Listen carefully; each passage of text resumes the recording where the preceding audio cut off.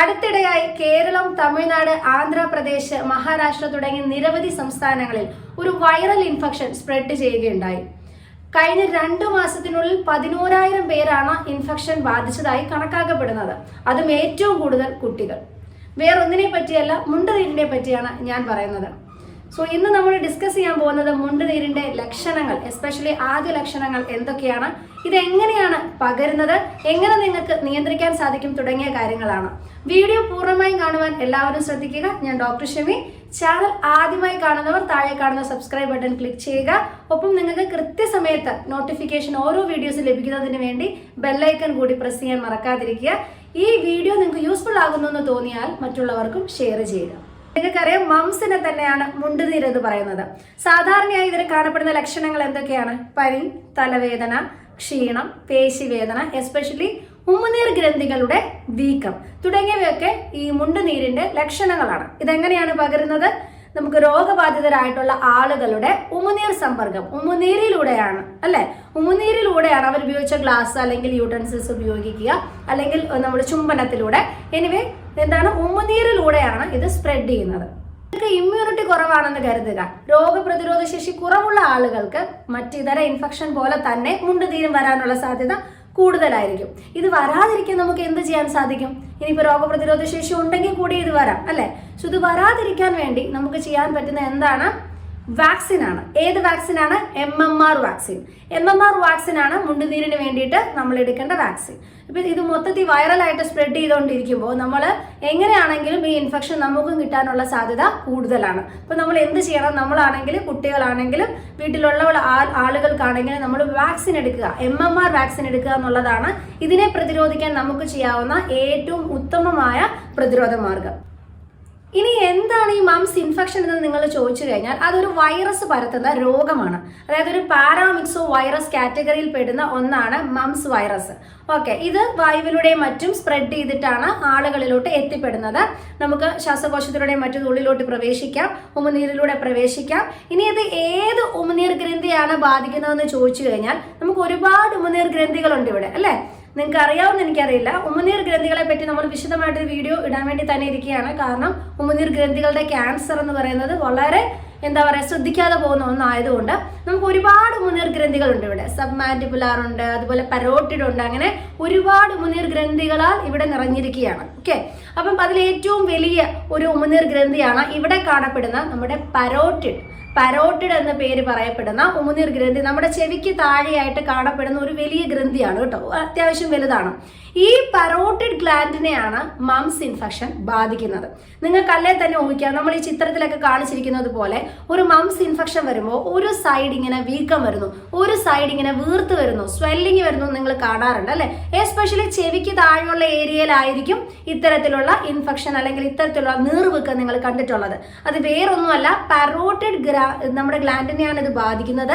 ആ parotid ഗ്ലാൻഡിനുണ്ടാകുന്ന swelling, അതിന്റെ infection ആണ് നിങ്ങൾ മുണ്ടുനീരിൽ കാണപ്പെടുന്ന ആ ഒരു നീർവീക്കം. കാര്യം ക്ലിയർ ആയല്ലോ? വൈറൽ ഇൻഫെക്ഷൻ ആണ്, പാരാമിക്സോ വൈറസ് ആണ് ഇത് പകർത്തുന്നത്. ഇത് ബാധിക്കുന്നത് പരോട്ടിഡ് ഗ്ലാൻഡിനെയാണ്. ഓക്കെ, കൂടുതലായിട്ട് മംസ് വൈറസ് ബാധിക്കുന്നത് കുട്ടികളിൽ തന്നെയാണ്. എസ്പെഷ്യലി 2 വയസ്സ് തൊട്ട് 12 വയസ്സ് വരെയുള്ള കുട്ടികളിലാണ് ഇത് ഏറ്റവും കൂടുതൽ കണ്ടുവരുന്നത്. ഇതിനകത്ത് കുട്ടികൾക്ക് മാത്രമേ മംസ് ഇൻഫെക്ഷൻ വരുള്ളൂ, മുതിർന്നവർക്ക് വരില്ല എന്നല്ല. ഇനി മുതിർന്നവർക്ക് വന്നാൽ തന്നെ ഉണ്ടാകുന്ന പല പ്രശ്നങ്ങളിലൊന്ന് കേൾവി ശക്തിയെ ഇത് ബാധിക്കാറുണ്ട്. മുതിർന്നവർക്കൊക്കെ പലപ്പോഴും കേൾവി ശക്തിയെ ബാധിക്കാറുണ്ട്. അതുപോലെ തന്നെ ഇപ്പൊ ആണുങ്ങൾക്കാണ് ഇത് വരുന്നതെങ്കിൽ മെയിൽസിന് മുണ്ടുനീര് വരുമ്പോൾ പൊതുവെ അത് പ്രത്യുൽപാദന സിസ്റ്റത്തെ അല്ലെങ്കിൽ പ്രത്യുൽപാദന കഴിവിനെ ബാധിക്കാറുണ്ട്. ഇത് പലപ്പോഴും നമ്മുടെ കുടുംബങ്ങളിലൊക്കെ ഉള്ള മുതിർന്ന ആളുകൾ പറഞ്ഞിട്ടുണ്ടാവും, ആണുങ്ങൾക്ക് മുണ്ടുനീര് വന്നാൽ കുട്ടികൾ ഉണ്ടാവില്ല എന്ന് നമ്മൾ പറഞ്ഞു കേട്ടിട്ടുണ്ടാവും. നമ്മുടെ ഏരിയയിലൊക്കെ പറയാറുണ്ട് കേട്ടോ. അപ്പം അങ്ങനെ പറയുമ്പോൾ അതിന് ഒരു സത്യത്തിലൊരു സയന്റിഫിക് ബേസ് ഉണ്ട്. ഓക്കെ, സയന്റിഫിക് ബേസ് ഉള്ളതാണ്. മെയിൽസിന് മംസ് ഇൻഫെക്ഷൻ വന്നിട്ടുണ്ടെങ്കിൽ അത് റീപ്രൊഡക്റ്റീവ് അതിന്റെ എബിലിറ്റിയെ അല്ലെങ്കിൽ ആ ഒരു ഫംഗ്ഷനെ ബാധിക്കുന്നതാണ്. പറഞ്ഞത് വേറൊന്നും കൊണ്ടല്ല, ഇതിൽ നിന്ന് നിങ്ങൾക്ക് ഒരു കാര്യം വ്യക്തമായിട്ടുണ്ടാകും. മുണ്ടുനീരെന്ന് പറഞ്ഞാൽ നിസ്സാരമായിട്ട് എടുക്കേണ്ട ഒന്നല്ല. കാരണം നിങ്ങൾ ഈ പുറമേ കാണുന്ന ഒരു നീർവീക്കം, അത് കഴിഞ്ഞത് ഹീലാകുന്നു, അത് മാത്രമല്ല മുണ്ടുനീർ. ഏതൊരു വൈറൽ ഇൻഫെക്ഷനും, അതിപ്പോൾ നമ്മൾ കോവിഡിന്റെ സമയത്താണെങ്കിലും ഡെങ്കുവിന്റെ സമയത്താണെങ്കിലും ഒക്കെ കണ്ടിട്ടുണ്ട്, വൈറസ് നമ്മുടെ ശരീരത്തിൽ എത്തിപ്പെട്ടിട്ടുണ്ടെങ്കിൽ നമുക്ക് പല ആഫ്റ്റർ ഇഫക്റ്റുകൾ, ആ ഇൻഫെക്ഷൻ കഴിഞ്ഞതിന് ശേഷം അത് ശരീരത്തിന്റെ വിവിധ ഭാഗങ്ങളെ ബാധിക്കാം, ഇല്ലെങ്കിൽ ആ ഇൻഫെക്ഷൻ ഉള്ളിലോട്ട് ഇരിക്കുന്ന സമയത്ത് തന്നെ അത് ശരീരത്തിന്റെ വിവിധ ഭാഗങ്ങളെ ബാധിക്കാം. അങ്ങനെയാണ് ഒരു വ്യക്തിയെ പലപ്പോഴും മരണത്തിലോട്ട് നയിക്കാറുള്ളത് ഏതൊരു വൈറൽ ഇൻഫെക്ഷനും. ഓക്കെ, അത് മറ്റവയവങ്ങളെ ബാധിച്ചുകൊണ്ടാണ്. ഓക്കെ, മറ്റവയവങ്ങളെ ബാധിച്ചത് കൊണ്ടാണ്. അത് തന്നെയാണ് മംസിന്റെ കേസിൽ സംഭവിക്കുന്നത്. പരോട്ടിഡ് ഗ്രന്ഥിക്ക് ഉണ്ടാകുന്ന ഒരു നീർവീക്കം മാത്രമാണെങ്കിൽ അതെന്ത് പറ്റാം, അത് കുറച്ച് നാൾ കഴിഞ്ഞതിന്റെ ആ ഒരു കോഴ്സ് കഴിയുമ്പോൾ, വൈറൽ ആക്ഷൻ കഴിയുമ്പോൾ നമുക്ക് നോർമൽ ആവാം. പക്ഷെ ചില സമയങ്ങളിൽ ഈ ഇൻഫെക്ഷൻ അല്ലെങ്കിൽ ഈ വൈറസ് ഈ പറഞ്ഞ ആണുങ്ങളുടെ ആണെങ്കിൽ വൃഷ്ണകളെ ബാധിക്കുന്നു, പെൺകുട്ടികളുടെ ആണെന്നുണ്ടെങ്കിൽ അണ്ഡാശയങ്ങളെ, സ്തനങ്ങളെ ബാധിക്കുന്നു. ഈ വൃഷ്ണകൾക്ക് നീർവീക്കം ഉണ്ടാകുന്നത് കൊണ്ടാണ് മുമ്പ് ഞാൻ പറഞ്ഞ എന്താണ് ഈ റീപ്രൊഡക്റ്റീവ് സിസ്റ്റത്തെ ബാധിക്കും, അല്ലെങ്കിൽ റീപ്രൊഡക്ഷൻ ഉള്ള എബിലിറ്റിയെ ബാധിക്കും എന്ന് ഞാൻ പറഞ്ഞത്. എന്ന് പറഞ്ഞതുപോലെ തന്നെ പെൺകുട്ടികൾക്കും വരാം, അണ്ഡാശയത്തെ ബാധിക്കുന്നു, സ്തനങ്ങളെ ബാധിക്കുന്നു. അതുപോലെ തന്നെ ഇതിലൊക്കെ സൂക്ഷിക്കേണ്ട ഒന്ന്, ചില സമയത്ത് ഇത് മസ്തിഷ്കത്തെ ബാധിക്കാം. മസ്തിഷ്ക ജ്വരം എന്ന് നിങ്ങൾ കേട്ടിട്ടുണ്ടല്ലോ. ഇതിനു മുമ്പ് നമ്മളിപ്പോൾ ഈ അടുത്തൊക്കെ ന്യൂസിലൊക്കെ ഒരുപാട് ചർച്ചാ വിഷയം ആയതുകൊണ്ട് മെനിഞ്ചൈറ്റിസിനെ പറ്റി ഒരുവിധം എല്ലാവർക്കും അറിയാം. അപ്പം ഇതിപ്പോൾ ബ്രെയിനിനെയൊക്കെ ബാധിച്ചിട്ടുണ്ട്, ഒരു മെനിഞ്ചൈറ്റിസ് സ്റ്റേറ്റിലോട്ടൊക്കെ പോയിട്ടുണ്ടെങ്കിൽ നിങ്ങൾക്ക് വളരെ അപകടകരമായിട്ടുള്ള ഒരു സ്റ്റേറ്റിലോട്ട് നിങ്ങളുടെ ബോഡി മാറുന്നതിന് കാരണമാകാറുണ്ട്. സോ മുണ്ടുനീര് നിസ്സാരമായിട്ട് എടുക്കാൻ പാടില്ല. കാരണം ഇത് മൂലം നമുക്ക് മറ്റ് അസുഖങ്ങൾ അല്ലെങ്കിൽ മറ്റ് കണ്ടീഷനുകൾ ഉണ്ടാകാനുള്ള സാധ്യത എപ്പോഴും ഉണ്ട്. അപ്പോൾ ഉമിനീര് എങ്ങനെ പകരുന്നു എന്നാണ് ഞാൻ പറഞ്ഞത്. ഒന്നും കൂടി നിങ്ങൾ ഓർമ്മിപ്പിക്കുകയാണ്. രോഗിയായ വ്യക്തിയുടെ ഉമിനീർ കോണ്ടാക്റ്റിലൂടെ, അത് എങ്ങനെയാണെന്ന് നിങ്ങൾക്ക് അറിയാം. അയാൾ ഉപയോഗിച്ച വസ്തുക്കൾ ഉപയോഗിക്കുക, അല്ലെങ്കിൽ ചുംബനത്തിലൂടെ ഒക്കെ ആയിരിക്കാം.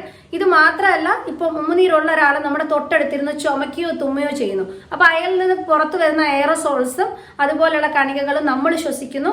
അങ്ങനെ നമുക്ക് എന്ത് വരാം, ഈ വൈറൽ ഇൻഫെക്ഷൻ ഏക്കാം.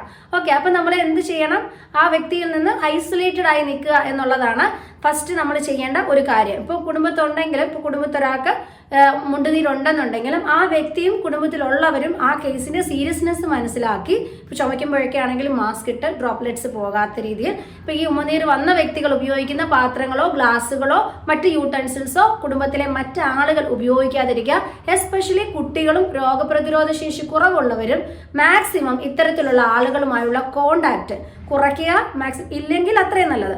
അങ്ങനെ ചെയ്യുകയൊക്കെ ചെയ്യുമ്പോൾ നമുക്കിതിനെ കൂടുതൽ പ്രതിരോധിക്കാൻ സാധിക്കുന്നതാണ്. രോഗനിർണയത്തിന് വേണ്ടി മൂത്രം, രക്തം, ഉമിനീര് തുടങ്ങിയവ പരിശോധിക്കുകയാണ് സ്വാഭാവികമായിട്ടും ചെയ്യാറുള്ളത്. മുണ്ടുനീര് ആർക്ക് വരാനാണ് കൂടുതൽ സാധ്യത എന്ന് ചോദിച്ചാൽ ഫസ്റ്റ് തന്നെ നമുക്ക് പറയാം വാക്സിനേഷൻ എടുക്കാത്ത ആളുകൾ. ഓക്കെ, വാക്സിനേഷൻ എടുക്കാത്ത ആളുകൾ, പിന്നെ ഞാൻ മുമ്പ് പറഞ്ഞതുപോലെ കുട്ടികൾ, രോഗപ്രതിരോധ ശേഷി കുറവുള്ള ആളുകൾ, അതുപോലെ ക്യാൻസർ പോലെയുള്ള അസുഖങ്ങളുള്ള ആളുകൾ, കാരണം അവർക്ക് ഇമ്മ്യൂണിറ്റി കുറവായിരിക്കും. പിന്നെ തുടർച്ചയായിട്ട് യാത്രകൾ ചെയ്യുന്ന ആളുകൾ, മുണ്ടുനീര് സ്പ്രെഡ് ചെയ്യുന്ന ഏരിയയിൽ താമസിക്കുന്ന ആളുകൾ, ഇങ്ങനെയുള്ളവർക്കാണ് കൂടുതലായിട്ട് എന്ത് വരുന്നത്, മുണ്ടുനീര് വരാനുള്ള സാധ്യത കൂടുതൽ. MMR വാക്സിൻ എപ്പോഴാണ് നമ്മൾ എടുക്കേണ്ടത്? ഇത് പറയാൻ കാരണം ചിലരെങ്കിലും പല വാക്സിൻസും കുട്ടികളുടെ മിസ്സായി പോകാറുണ്ട്. ഒരു കുട്ടി ജനിച്ചു കഴിയുമ്പോൾ കുറച്ച് ഡോസുകൾ നമ്മൾ എടുക്കാറുണ്ട് പല വാക്സിൻസ് ആയിട്ട്. MMR എടുക്കാറുണ്ട്, അതുപോലെ വേറെ ഹെപ്പറ്റൈറ്റിസിന്റെ എടുക്കാറുണ്ട്, പല ഡോസുകൾ എടുക്കാറുണ്ട്. ഇതിൽ MMRനെ കുറിച്ച് ഞാൻ പറയുകയാണെങ്കിൽ ഫസ്റ്റ് ഡോസ് യൂഷ്വലി കുട്ടികൾക്ക് എടുക്കാറുള്ളത് 12 തൊട്ട് 15 മാസം എന്നൊരു കാലയളവിൽ നമ്മൾ ഫസ്റ്റ് ഡോസ് MMRന്റെ എടുക്കുന്നു. അടുത്ത ഡോസ് എടുക്കുന്നത് യൂഷ്വലി 4 തൊട്ട് 6 വയസ്സിനുള്ളിലാണ് സെക്കൻഡ് ഡോസ് MMRന്റെ എടുക്കേണ്ടത്. ഈ എടുക്കുന്ന MMR വാക്സിൻ കൊണ്ട് രണ്ടുണ്ട് നിങ്ങൾക്ക് ഗുണം. കാരണം മുണ്ടുനീരിന് വേണ്ടി എന്ന് ഞാൻ പറഞ്ഞു, മാത്രമല്ല 5ാം പനി നിങ്ങൾക്കറിയാലോ. ഈ 5ാം പനി പരത്തുന്നത് പാരാമിക്സോ വൈറസ് കാറ്റഗറിയിൽ പെടുന്ന അതേ കുടുംബത്തിൽ, അതേ ഫാമിലിയിൽ വൈറസ് തന്നെയാണ്. അപ്പൊ നമ്മളൊരു MMR വാക്സിൻ എടുത്തിട്ടുണ്ടെങ്കിൽ മുണ്ടുനീരിനോടൊപ്പം തന്നെ നമുക്ക് 5ാം പനിയിൽ നിന്ന് ഒരു പ്രതിരോധ ശക്തി കുട്ടികൾക്ക് ലഭിക്കുന്നതായിരിക്കും. ഇനി എങ്ങനെയാണ് മുണ്ടുനീര് ട്രീറ്റ് ചെയ്യുന്നതെന്ന് ചോദിച്ചാൽ, ഇതുവരെ ഞാൻ എത്ര വൈറൽ ഇൻഫെക്ഷനുകളെ പറ്റി നിങ്ങളോട് പറഞ്ഞിട്ടുണ്ട്. ഹെപ്പറ്റൈറ്റിസ്, കോവിഡ്, അല്ലെ, ഡെങ്കു, ഇതിന് ഏതും, ചിക്കൻ ഗുനിയ, ഏതെടുത്താലും എല്ലാത്തിനും ഞാൻ പറഞ്ഞത് ഒറ്റ ഡയലോഗാണ്. അത് തന്നെയാണ് മംസ് എന്ന് പറഞ്ഞൊരു വൈറൽ ഇൻഫെക്ഷനും. ഇതുവരെ ഒരു വൈറസിനെതിരെ നമ്മൾ മെഡിസിൻ കണ്ടുപിടിച്ചിട്ടില്ല. അത് കോവിഡിനാണേലും ഏതിനാണെങ്കിലും. പിന്നെ നമുക്ക് എന്താണ് നമ്മൾ ചെയ്യാറുള്ളത്? ഇപ്പോൾ കോവിഡിനാണെങ്കിലും നമ്മൾ വാക്സിൻ എടുക്കാൻ പറയുന്നു, സ്മോൾ പോക്സിനാണെങ്കിലും വാക്സിൻ എടുക്കാൻ പറയുന്നു. എന്ന് പറഞ്ഞതുപോലെ നമ്മളൊരു വാക്സിൻ കണ്ടുപിടിച്ചിട്ടുണ്ട്, MMR എന്നുള്ള വാക്സിൻ കണ്ടുപിടിച്ചതുകൊണ്ട് നമ്മൾ ആദ്യമേ MMR എടുക്കുക എന്നുള്ളതാണ്, പ്രതിരോധിക്കുക എന്നുള്ളത് മാത്രമേ നമുക്ക് ചെയ്യാൻ പറ്റുള്ളൂ.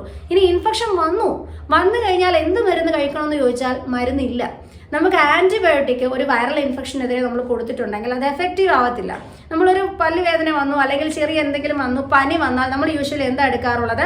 ആന്റിബയോട്ടിക്സാണ്. അതൊക്കെ നിങ്ങൾക്ക് തരാറുള്ളത് ഒരു ബാക്ടീരിയൽ ഇൻഫെക്ഷൻ ആണെങ്കിലാണ്. പനി തന്നെ ബാക്ടീരിയൽ ഇൻഫെക്ഷൻ ആകുമ്പോഴാണ് നിങ്ങൾക്ക് യൂഷ്വലി ആന്റിബയോട്ടിക് സ്റ്റാർട്ട് ചെയ്യാറുള്ളത്. അല്ലാതെ ഇപ്പോൾ ഒരു വൈറൽ ഇൻഫെക്ഷൻ ആണെന്നുണ്ടെങ്കിൽ അത് പനിച്ച് തന്നെ പോകണം. 5 ദിവസം വന്നു, വൈറസിന്റെ എഫക്റ്റ് കഴിഞ്ഞ് അത് തന്നെത്താനെ അതിന്റെ ഫംഗ്ഷൻ തീർന്നു എന്ന് കരുതി വൈറസ് പോകുമ്പോഴേ ഉള്ളൂ നമ്മൾ ഓക്കെ ആവുള്ളൂ. അല്ലാതെ മരുന്ന് കഴിച്ചാലും മരുന്ന് കഴിച്ചില്ലെങ്കിലും 7 ദിവസം നിങ്ങളെ പനിക്കും. അതാണ് വ്യത്യാസം. അതുപോലെ തന്നെയാണ് മംസ്. ഇപ്പൊ മംസിന് നമുക്ക് ആന്റിബയോട്ടിക് പോലുള്ളതൊന്നും കഴിക്കാൻ പറ്റില്ല, കാരണം അതുകൊണ്ട് കാര്യമില്ല. ഓക്കെ, പിന്നെ വേദനയ്ക്ക് വേണ്ടി നമുക്ക് വേദന സംഹാരികൾ കഴിക്കാം, സിംറ്റമാറ്റിക് ആയിട്ടുള്ള ട്രീറ്റ്മെന്റുകൾ നിങ്ങൾക്ക് എടുക്കാം എന്ന് മാത്രമേ ഉള്ളൂ. അപ്പം ഇതിനകത്ത് നിങ്ങൾ ചെയ്യേണ്ടതെന്ന് വെച്ചാൽ തന്നെത്താൻ ആ ഇൻഫെക്ഷൻ പോകണം. പിന്നെ നന്നായിട്ട് ഹൈഡ്രേറ്റ് ചെയ്യുക. ഏതൊരു വൈറൽ ഇൻഫെക്ഷനും നമ്മൾ നന്നായിട്ട് ഹൈഡ്രേറ്റ് ചെയ്യുക. ഇല്ലെന്നുണ്ടെങ്കിൽ ഈ വൈറൽ ഇൻഫെക്ഷൻ്റെ ഒരു പ്രത്യേകതയാണ് ബോഡിയെ ഡീഹൈഡ്രേറ്റ് ചെയ്യിപ്പിക്കുന്നത്. അപ്പോൾ അതുകൊണ്ട് നല്ല രീതിയിൽ ഹൈഡ്രേറ്റ് ചെയ്യുക എന്നുള്ളത് ഫസ്റ്റ്. പിന്നെ നമ്മൾ ഈ ഉപയോഗിക്കുന്ന പേഷ്യൻസ് ആണെങ്കിൽ നമ്മളിപ്പോൾ മാസ്ക് ഉപയോഗിക്കുക, ബാക്കിയുള്ളവരിലോട്ട് സ്പ്രെഡ് ആകാതെ സൂക്ഷിക്കുക. പിന്നെ നമുക്ക് ഈ ബ്രെയിനിന്റെ കാര്യം അങ്ങനെ എന്തെങ്കിലുമൊക്കെ സംശയം ഉണ്ടെങ്കിൽ ടെസ്റ്റുകൾ ഇവാലുവേറ്റ് ചെയ്തുകൊണ്ടിരിക്കുക, ബോഡിയിൽ ഉണ്ടാകുന്ന മാറ്റങ്ങൾ. ഇതൊക്കെ നമുക്ക് ചെയ്യാൻ പറ്റുള്ളൂ. സോ ഇന്നത്തെ വീഡിയോ നിങ്ങൾക്ക് എല്ലാവർക്കും യൂസ്ഫുൾ ആയെന്ന് വിചാരിക്കുന്നു. മംസിനെ പറ്റി 1-2 കാര്യങ്ങളെങ്കിലും പുതുതായിട്ട് നിങ്ങൾക്ക് പറഞ്ഞു തരാൻ സാധിച്ചു എന്ന് ഞാൻ വിശ്വസിക്കുന്നു. വീണ്ടും മറ്റൊരു വീഡിയോയിലൂടെ കാണും വരെ ബൈ.